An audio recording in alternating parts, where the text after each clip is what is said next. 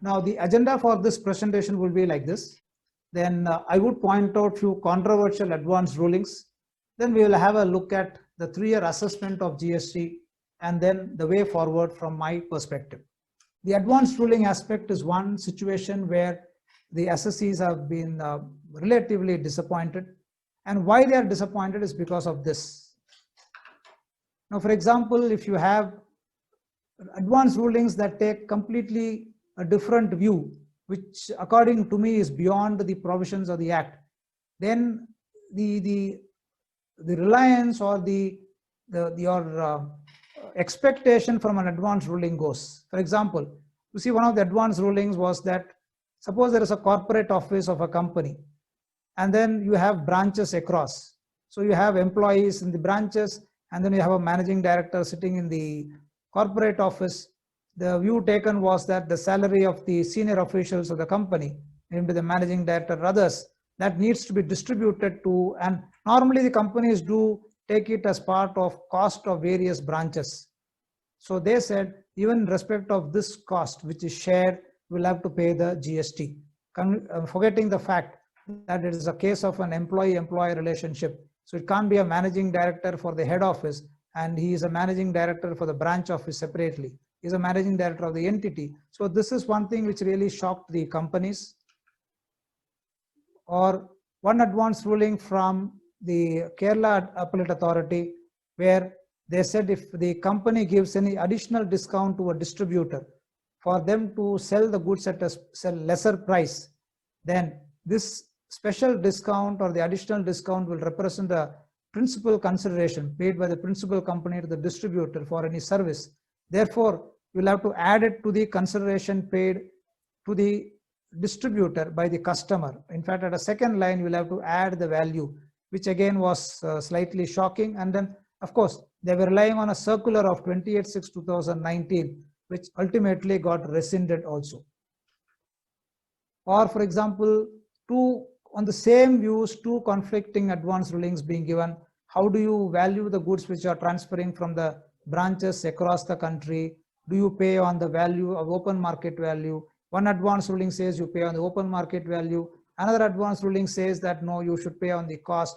So if an assessee has in two different states the same transactions, and then he gets two different advance rulings taking completely a different view, then the whole logic of an assessee going to an advance ruling is lost. So these are all some of the, I would say, the disappointments as far as the rulings of the advance rulings are concerned. Like, for example, as I said, the transactions that happens outside India. So even after the amendment to Schedule 3, there is an advance ruling that takes a view that on these activities, you will have to pay the tax, even though the transaction doesn't happen in India. Now, if you have to ask my 3-year assessment of the GST, I would split it into failures of 3 years and gains of 3 years. If you have to start as a gains of GST in 3 years, yes, there has been a widening of the tax base and push to a formalization of the economy. That I don't think anybody can deny, because the tax base is increased, and once you make people as part of the system, of part of an IT network, their transactions also become evident to the government, and it is transparent. There is a uniform legal framework and procedures across the country, because we used to have situations where each states used to have different procedures for the purpose of levy of VAT. Then the central used to have a particular procedure throughout the country. So that has got regularized now. Yes, there has been a reduction in the interface with the tax department and online filing of various claims and intimations. Generally, it has worked well. There are some issues even in the online filing and intimations. Statistics indicate that there is a reduced logistics cost and time. And one redeeming feature is the regular meetings of the GST Council. That has been extremely, especially the first 2 years, there has been very regular meetings and a lot of decisions have been taken, which has been quite redeeming. There is a reduction of litigation on valuation aspect, because so far it has been simple.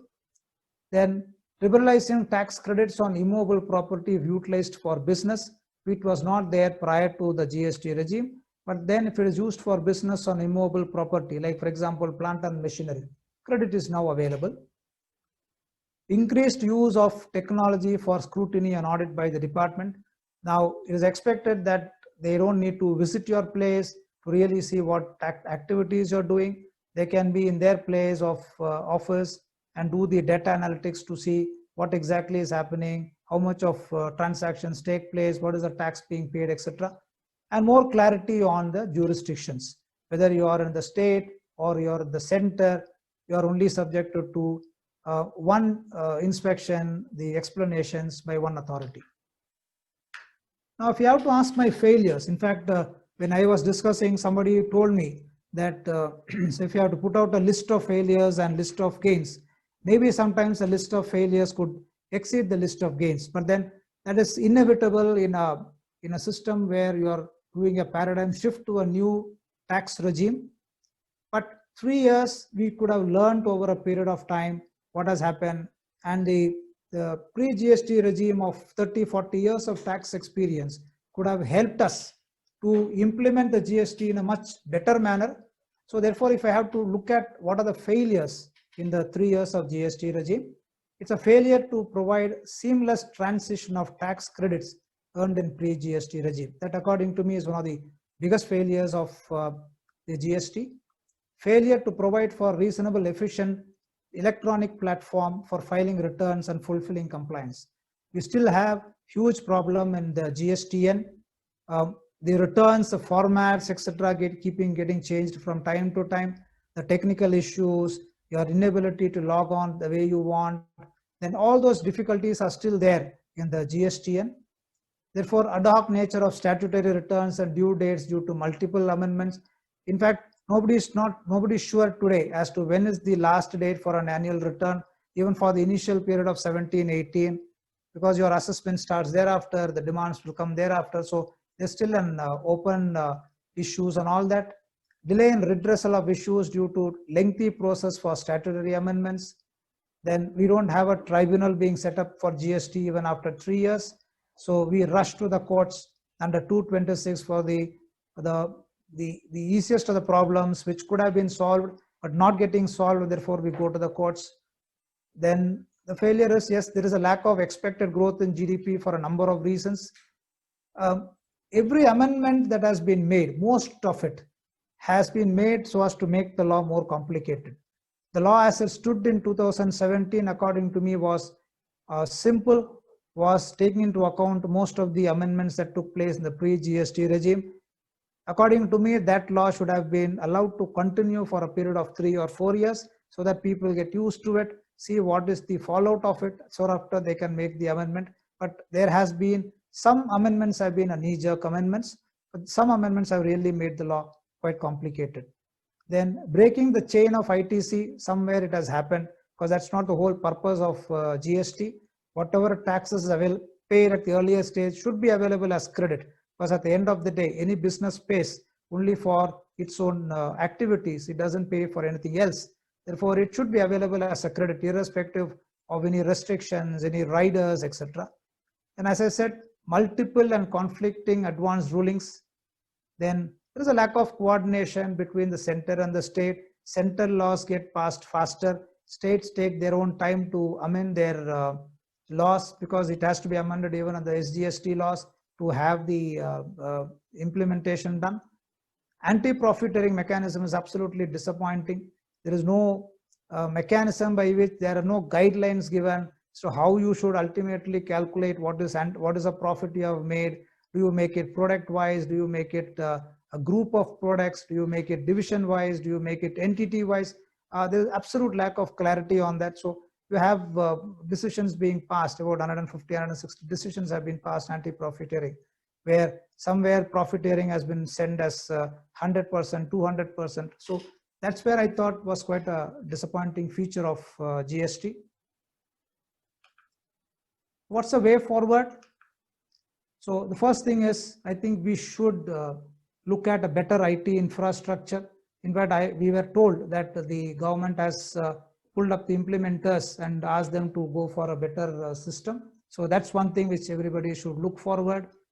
Then removal of all restrictions on ITC should be one of the main things which the government should look at. In fact, as Suresh was pointing out, this retaining the restriction on ITC is still a reflection of the mindset of the earlier regime. I think the whole purpose of GST was that give them all the credits. At the end of the day, everybody pays tax on his output activities, give them the entire credits. So that's what the industry would look at. Then option of converting an accumulated ITC into freely transferable scrips, because otherwise it's, after all, at the end of the day, an amount paid by him. Then introduction of an integrated e-invoicing system that's now getting into place.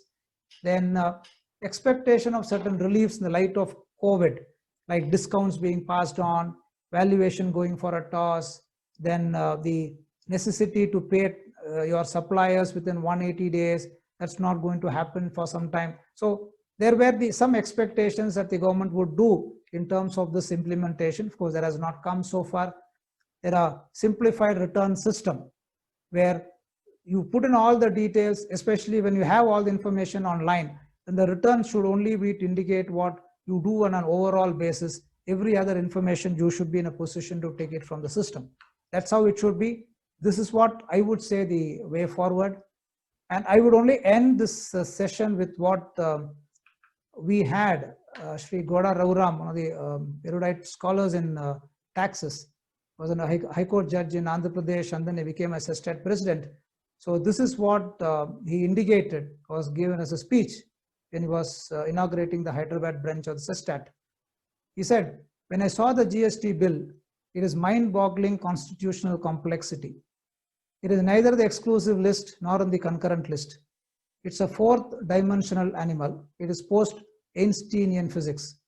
Heisenberg's uncertainty of quantum mechanics is elementary compared to the complexity of this.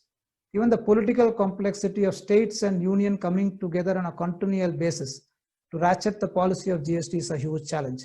It's an economical challenge, it's a political challenge, a policy challenge, an administrative challenge, it's an adjudication challenge. So that's the next animal waiting to pounce on you. We have to fight, we have to survive." And true to his words, it has really been quite a challenge for all the administration, as well as for the taxpayers, and of course the tax practitioners. All of us are fighting, all of us are still surviving.